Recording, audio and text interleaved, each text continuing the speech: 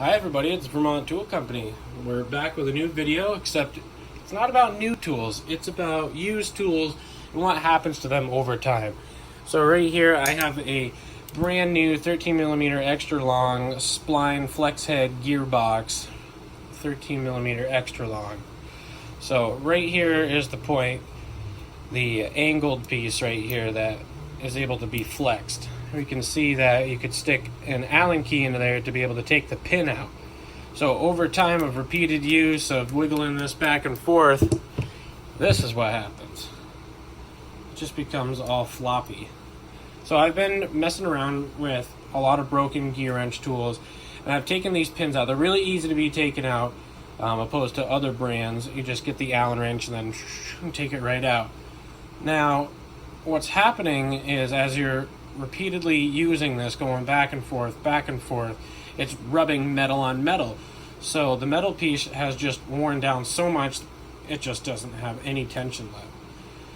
So I'm asking you guys, what would we use to be able to put a little bit more metal on there, a little bit more material, it doesn't even have to be metal, to be able to get that tension back like we have in our 13mm.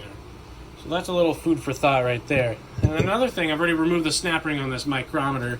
Take a look at this. I do have a brand new one available if you guys are interested. So I took the snap ring off. It's a little bit hard with my wife's crafting pliers and I had to use my knife with it. But I'm going to open this up. And here's the giant gear. And inside we have the reversible piece. So right here, the same thing. We got a pin. Here's the pin right there.